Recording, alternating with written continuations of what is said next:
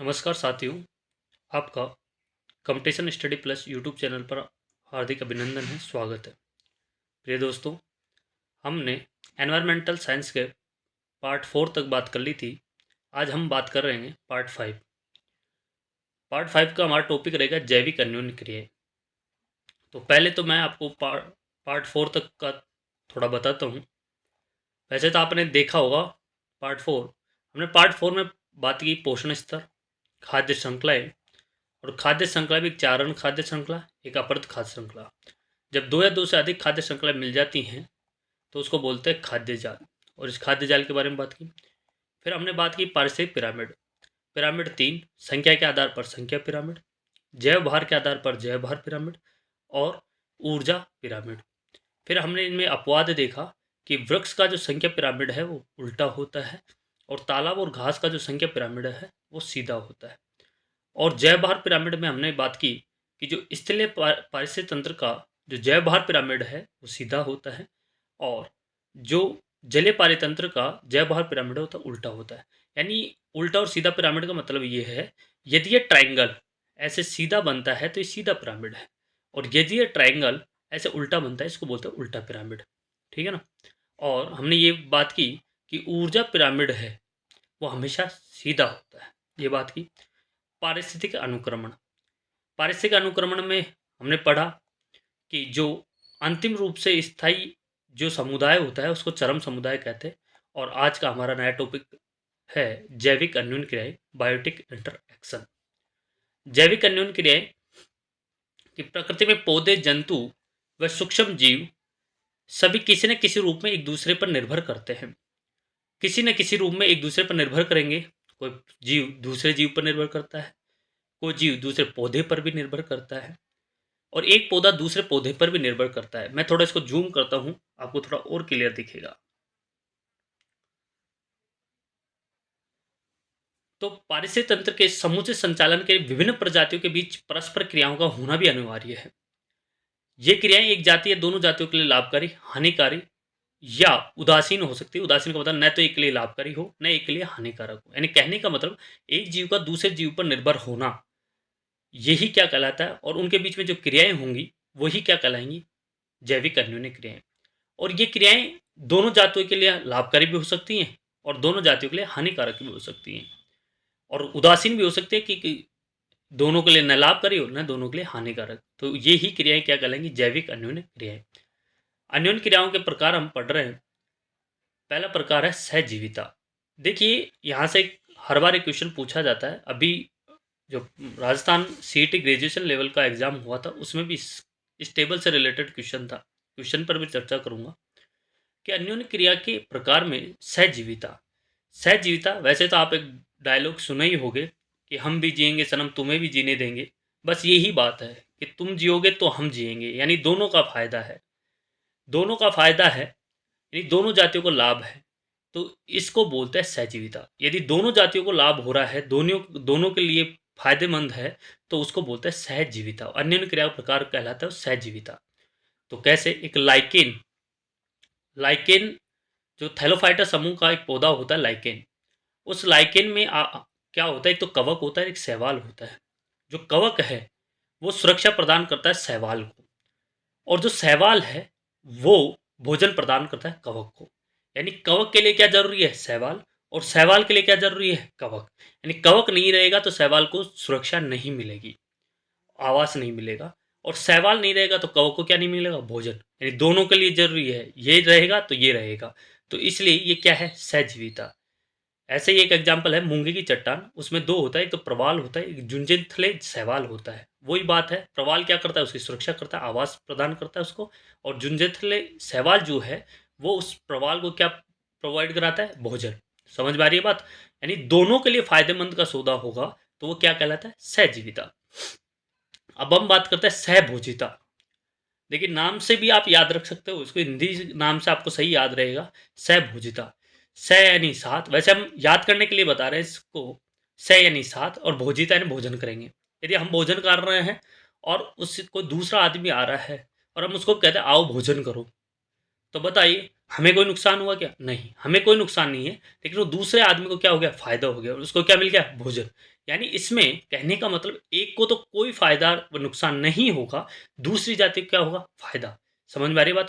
यानी एक प्रजाति को लाभ होगा, दूसरी प्रजाति अप्रभावित रहती है, उस पर कोई लाभ-हानि का कोई मैटर नहीं है। समझ में आ रही है आपको बात? इन्हें याद कैसे रखेंगे? सहभोजिता, सह यानी साथ और भोजिता यानी भोजन करो। साथ में भोजन करो, तो साथ में भोजन का मतलब एक को कोई मतलब नहीं है, न तो उसको फ़ायदा है, न उसको नुकसान है और दूसरे को क्या है, जो जा रहा था, जिसको हमने बुलाया है, उसको क्या मिल गया? भोजन। तो उसके लिए क्या हो गया? फ़ायदा। यानी इसमें एक प्रजाति को लाभ और दूसरी प्रजाति अप्रभावित रहती है, उसे बोलते हैं सहभोजिता। जैसा एग्ज़ाम्पल है इसका, एक रिमोरा होती है, जिसको चूसक मछली कहते हैं। ये शार्क जो मछली होती है, उसके बाह्य शरीर से जुड़ी हुई रहती है। अब बताओ, शार्क को इससे कोई फ़ायदा नहीं है, बट रिमोरा को फ़ायदा है क्योंकि इसके ऊपर लगी रहती है जिससे ये क्या प्राप्त करती है? सुरक्षा और भोजन प्राप्त करती है। समझ में आ गई बात? अब सहभोजिता का ही अपोजिट हम देखते हैं असहभोजिता। असहभोजिता यानी अब क्या होगा? वहाँ पर क्या था? एक को फ़ायदा और एक को सहभोजिता में क्या था? एक को फ़ायदा, एक उदासीन। असहभोजिता में उल्टा हो गया, तो एक को नुकसान होगा और दूसरे को न फ़ायदा और न नुकसान होगा। समझ में आ रही है बात? एक उदासीन रहेगी और एक को नुकसान होगा। यानी एक प्रजाति में नुकसान और दूसरी प्रजाति अप्रभावित रहती है। इसको हम क्या बोलते हैं? असहभोजिता। जैसे बैक्टीरिया है, बैक्टीरिया क्या करेगा? बैक्टीरिया मनुष्य को क्या करेगा? नुकसान पहुँचाएगा। तो बस यही है क्या? असहभोजिता। अब हम बात करते हैं परजीविता। परजीविता क्या होती है कि पर यानी दूसरा, जीविता दूसरे पर निर्भर करना, दूसरे पर जीवित रहना। अब बताओ, जो जीवित रहेगा दूसरे पर उसको तो फायदा है और जिसके ऊपर रहेगा उसको नुकसान है। यानी एक प्रजाति को तो लाभ है और दूसरी प्रजाति को क्या है? हानि है। उसको बोलते हैं परजीविता। याद रखेंगे, पर यानी दूसरा, जीवित यानी जीवित रहना, दूसरे पर जीवित रहना। यानी दूसरे पर जीवित रहेगा यानी एक प्रजाति को तो लाभ होगा, जो जिस पर निर्भर रहेगा उसको तो लाभ, और जिसके ऊपर निर्भर रहेगा उसको हानि रहेगी। समझ में आ रही है बात आपको? एक प्रजाति को लाभ, दूसरी प्रजाति को हानि रहती है। अमरबेल, अमरबेल आपने सुना होगा, जिस पेड़ के पास से वो ऊपर चढ़ती है, उस पेड़ से ही पानी और उस पेड़ से ही खनिज और प्राप्त करती है। तो अब उस पेड़ का जो हिस्से का जो पानी है, खनिज है, वो कौन प्राप्त कर रही? अमरबेल। तो उस पेड़ को कोई फायदा है क्या? नहीं, उसको तो क्या है? हानि है। और अमरबेल को क्या है? फायदा यानी लाभ है। तो ये क्या है? इस अन्योन्य क्रिया को क्या बोलते हैं? परजीविता। देखिए जनाब, हमने इसमें बात की अन्योन्य क्रियाएं कि एक जंतु का दूसरे जंतु पर या एक जंतु का दूसरे पौधे पर या पौधों का पौधे पर जो एक दूसरे पर निर्भर रहने की जो घटनाएं हैं, जो जो क्रियाएं हैं, उनको ही हम क्या बोलते हैं? जैविक अन्योन्य क्रियाएं। समझ में आ रही बात? यदि दोनों को फायदा है या दोनों को हानि है या उदासीन है, उदासीन का मतलब न लाभ न हानि, तो सहभोजिता, सहभोजिता में क्या होगा? सात भोजन, सात भोजन में सहजीविता, सॉरी सहभोजिता नहीं, सहजीविता, सहजीविता, साथ जीवित रहना, तो दोनों जीवित रहेंगे, दोनों को फायदा है। ठीक है, सहभोजिता साथ में भोजन करना या कराना, तो जो भोजन कर रहा है, जो उसको तो फायदा है और दूसरे को कोई नुकसान नहीं है। यानी एक प्रजाति को लाभ, दूसरे को अप्रभावित। असहभोजिता इसका उल्टा हो जाएगा सहभोजिता का, यानी एक को हानि, दूसरा अप्रभावित। परजीविता, परजीविता में क्या है? दूसरे पर निर्भर रहना, यानी एक को फायदा होगा, एक एक प्रजाति को लाभ होगा, दूसरी प्रजाति को हानि होगा। तो ये हमने बात की जैविक अन्योन्य क्रियाएं की। अब हम बात करते हैं जैव अवनयन, बायोडिग्रेशन। ये परिभाषा पूछी जा सकती है। पहले तो मैं ये बात करूँ आपको कि क्वेश्चन आया क्या था। जब भी हमने बात की थी कि जो राजस्थान सीईटी ग्रेजुएशन लेवल का एग्जाम था, उसमें क्या क्वेश्चन आया था? उसमें ये क्वेश्चन आया था कि सहभोजिता है, उसमें ये था एक प्रजाति को लाभ, दूसरे को हानि, दोनों को लाभ, ऐसा ऑप्शन थे। तो आपको पता है सहभोजिता, सहभोजिता यानी एक को तो लाभ होगा, दूसरी उदासीन रहेगी। ऐसे क्वेश्चन इसमें बनते हैं। तो ये आप टेबल आपको याद हो चुकी होगी। अब हम बात करते हैं जैव अवनयन, बायोडिग्रेशन। इसमें क्या है? जैविक पदार्थों के विघटन एवं वियोजन की प्रक्रिया को ही जैव अवनयन कहते हैं। जैव अवनयन का मतलब यानी जो भी जैविक पदार्थों का विघटन हो रहा है, टूट रहे हैं, वियोजन हो रहा है, यही प्रक्रिया क्या है? जैव अवनयन। जैव संचयन, अब अवनयन का मतलब क्या है? टूटना, विघटित होना। संचय का मतलब क्या है? संचित होना। यानी जैव संचयन यह दर्शाता है कि किस प्रकार पर्यावरण से प्रदूषक, विशेषकर अनिम्नलिखित कर नॉन डिग्रेडेबल प्रदूषक खाद्य श्रृंखला के अंदर प्रवेश करते हैं। इसमें पर्यावरण से आए किसी प्रदूषक का खाद्य श्रृंखला के प्रत्येक पोषण स्तर पर अवस्थित प्रथम जीव में सांद्रण बढ़ता है। यानी जैव संचयन का मतलब ये है कि कोई भी अनिम्नीकृत है, नॉन डिग्रेडेबल प्रदूषक है, वो मनुष्य जो भी जीव है उसमें क्या होता है, संचित रहता है। उसका डिग्रेशन तो होता नहीं, वो संचित रहता है और संचित रह रहकर उसमें उसका क्या होता है, जमाव हो जाता है। समझ में आ गया होगा, यही क्या कहलाता है, जैव संचयन। जैव संचयन इकट्ठा होना, आवर्धन, नाम से ही पता चल रहा है आवर्धन का मतलब है बढ़ना। आवर्धन का मतलब है बढ़ना। जैव संचित में संग्रहित जो प्रदूषक है, जैसे एक पोषण स्तर से दूसरे पोषण स्तर में स्थानांतरित होते हैं, वैसे वैसे उनकी मात्रा में सांद्रता बढ़ती जाती है। समझ में आ रही होगी बात आपको, कि जो जैव संचयन में अनिम्नीकृत जो प्रदूषक हैं, वो एक जीव में सांद्रण बढ़ा और उस जीव को दूसरा जीव भोजन के रूप में ग्रहण कर रहा है, तो उसमें भी वो जैव जो निम्न जो प्रदूषक है वो पहुंचेगा। इस तरह उसमें इसकी सांद्रता क्या होती जाएगी, बढ़ती जाएगी। इसको ही क्या बोलते हैं, जैव आवर्धन। समझ में आ रही है बात। जैसे एक एग्जांपल भी है कि डीडीटी। डीडीटी क्या है, डाइक्लोरो डाइफेनिल ट्राइक्लोरोएथेन। एक क्या है, कीटनाशक है, कीटनाशक के रूप में प्रयोग करेंगे इसका। और ये अनिम्निकारक एवं जल में अघुलनशील होता है। जैसे हम इसको थोड़ा समझें कि हमने किसी घास के मैदान में डीडीटी का छिड़काव किया और सिर्फ डीडीटी का छिड़काव किया, और ये इसमें लिखा हुआ अनिम्निकारक यानी नॉन डिग्रेडेबल है, इसका विघटन नहीं होगा और जल में अघुलनशील है। तो ये क्या होगा, उस घास में डिग्रेशन तो होगा नहीं, और इसको बकरी ने खाया और बकरी खाएगी तो घास जितना बकरी खाएगी उस सारा डीडीटी बकरी के शरीर के अंदर जाएगा, और बकरियों को फिर शेर खाएगा तो शेर में डीडीटी की मात्रा बढ़ जाएगी। तो ये जो प्रक्रिया है ये क्या कहलाता है, जैव आवर्धन। समझ में आ रही है बात, ये क्या कहलाता है, जैव आवर्धन।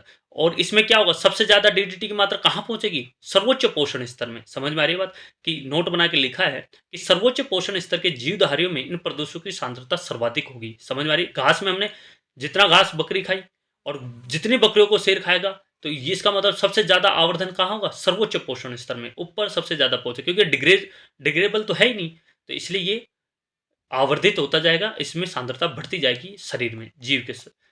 अगला है पारिस्थितिकी दक्षता, इकोलॉजिकल इफिशियंसी। दक्ष एफिशिएंसी क्या है, कि जैव भार के रूप में उपलब्ध ऊर्जा प्रतिशत का एक पोषण स्तर से अगले पोषण स्तर में स्थानांतरण पारिस्थितिक दक्षता कहलाती है। यानी एक पोषण स्तर से दूसरे पोषण स्तर में जितनी ऊर्जा जाती है वही क्या कहलाती है, उसकी एफिशिएंसी होती है। और हमने लिंडमैन का ऊर्जा स्थानांतरण का नियम पढ़ा था, मैक्सिमम कितनी जा सकती है, 10%। तो जिसमें मैक्सिमम 10% जा सकती है, जिस पारिस्थितिक तंत्र में 10% ऊर्जा का प्रवाह हो रहा है, वह कैसा माना जाएगा, आदर्श रूप माना जाएगा। मैक्सिमम 10% है तो वो कैसा माना जाएगा, आदर्श रूप माना जाएगा। तो ये है पारिस्थितिकी दक्षता। फिर हम बात करते हैं अंतर प्रजातीय अंतःक्रिया, और एक है अंतरा प्रजातीय अंतरक्रिया। विभिन्न प्रजातियों के जीवों के मध्य होने वाली अंतरक्रिया तो क्या कहलाती है, अंतर प्रजातीय। और किसी एक ही प्रजाति के विभिन्न सदियों के सदस्यों के बीच होने वाली अंतरक्रिया क्या कहलाती है, अंतरा प्रजातीय। यानी विभिन्न प्रजातियों के जीवों के बीच में क्रिया होंगी, अंतर। और एक ही प्रजाति के विभिन्न सदस्यों के बीच होने वाले अंतरा। समझ में आ गया होगा। अब हम बात करते हैं की स्टोन प्रजाति। देखिए ये डेफिनेशंस पूछी जा सकती हैं, तो आपको थोड़ा याद रखना है। की स्टोन प्रजाति, की स्टोन प्रजाति क्या है, कि ये प्रजातियां अन्य प्रजातियों की आनुपातिक प्रचुरता को नियंत्रित करने में महत्वपूर्ण भूमिका निभाती है। यानी की स्टोन नाम से पता चल रहा है कि दूसरी प्रजातियों की संख्या को के अनुपात को क्या करेंगी, नियंत्रित करेंगी। तो उन्हीं को क्या बोलते हैं, की स्टोन प्रजातियां। अत्यधिक स्पष्ट की स्टोन प्रजाति शीर्ष मांसाहारी होते हैं। ये तो आपको पता चल ही गया होगा कि जो नीचे के जो जीव हैं, उन जीवों की संख्या का अनुपात एक निश्चित हो, उसको नियंत्रित करने वाला कोई ना कोई जानवर होगा, कोई ना कोई जाति होगी, कोई समुदाय होगा। उसी जाति और समुदाय को क्या बोलते हैं, कीस्टोन प्रजाति। अब एक है अम्ब्रेला प्रजाति। अम्ब्रेला, हिंदी में अम्ब्रेला होता है क्या, छाता। और छाता क्या होता है, फैलता है। तो बस इसी से याद रखेंगे, ये प्रजाति अन्य प्रजातियों की अपेक्षा विशिष्ट क्षेत्र में निवास करती हैं, यानी फैल के रहेंगी। तो तो इनके संरक्षण के, या इनका इनका संरक्षण कर दे, या इनका आवश्यक क्षेत्र का संरक्षण कर दे, तो उसमें रहने वाली और जो प्रजातियां हैं उनका भी आवास आवास क्षेत्र का क्या हो जाएगा, संरक्षण हो जाएगा। यानी कहने का मतलब उन प्रजातियों का भी क्या हो जाएगा, संरक्षण हो जाएगा। समझ में आ गई होगा कि अम्ब्रेला प्रजाति क्या होती है। ये प्रजातियां अन्य प्रजातियों की अपेक्षा विशिष्ट क्षेत्र में निवास करती हैं, और इनके संरक्षण के लिए इनके आवासीय क्षेत्र का संरक्षण आवश्यक होता है। क्योंकि इनका विस्तृत आवासीय क्षेत्र अन्य प्रजातियों का भी निवास स्थल होता है। इसलिए इन प्रजातियों का संरक्षण प्रत्यक्ष रूप से अन्य प्रजातियों के संरक्षण में भी योगदान देता है। समझ में आ गया होगा। बाघ, हाथी आदि ये होती है अम्ब्रेला प्रजाति। एक होती है संक्रमिका या इकोटोन। ये संक्रामक इकोटोन क्या होता है कि दो या दो से अधिक भिन्न पारिस्थितिक तंत्र के बीच का जो संक्रमण क्षेत्र है, जहाँ जैव विविधता अपेक्षाकृत अधिक होती है, उसी को हम क्या बोलते हैं, इकोटोन। उसे क्या कहते हैं, इकोटोन। यानी एक स्थलीय पारितंत्र था और स्थलीय पारितंत्र और जलीय पारितंत्र के बीच में कोई जगह है, तो उसमें क्या होगा, वो जो क्षेत्र है उसको बोलते हैं इकोटोन। उसको क्या बोलते हैं, इकोटोन। क्योंकि वहां पर जैव विविधता क्या होगी, अधिक होगी। जैसे मैग्रोव वन, एस्चुरी, ज्वारनदमुख, ये सारे क्या कहलाते हैं, इकोटोन। जैसे एक नदी गई और वो नदी कहाँ मिलेगी, अंत में महासागर में। तो वो जो क्षेत्र है नदी का और महासागर के बीच में जो स्थलीय क्षेत्र है, कुछ दलदला क्षेत्र है, तो वहां पर क्या होगी, जैव विविधता भी ज्यादा होगी। तो वो जो क्षेत्र है उसको क्या बोलते हैं, इकोटोन। क्यों, वो क्या है, स्थलीय और जलीय दोनों पारितंत्रों के बीच का क्षेत्र है। तो ये उसी को क्या बोलते हैं, इकोटोन या संक्रमिका। यानी क्या है, दो या दो से अधिक भिन्न पारितंत्रों के बीच का संक्रमण क्षेत्र जहाँ जैव विविधता अपेक्षाकृत अधिक होती है, इकोटोन कहलाता है। मैग्रोवन, एस्चुरी, ये सब क्या है, इकोटोन के एग्जाम्पल हैं। तो आज के हमने इसमें इस पार्ट में पढ़ा, क्या क्या पढ़ा, मैं थोड़ा फिर दोबारा आपको बता दूं। हमने पढ़ा जैविक अन्योन्य क्रिया, जैविक अन्योन्य क्रियाओं के प्रकार, और फिर हम पढ़े जैव अवनयन, जैव संचयन, जैव आवर्धन, पारिस्थितिक दक्षता, अंतर प्रजाति अंतर अंतःक्रिया, अंतरा प्रजाति अंतःक्रिया, कीस्टोन प्रजाति, अम्ब्रेला प्रजाति, संक्रमिका या इकोटोन। फिर हम नेक्स्ट ऐसे ही आगे पढ़ते रहेंगे और आपको ऐसे ही पूरी एनवायरमेंटल साइंस कंप्लीट कराई जाएगी। जय हिंद, जय भारत।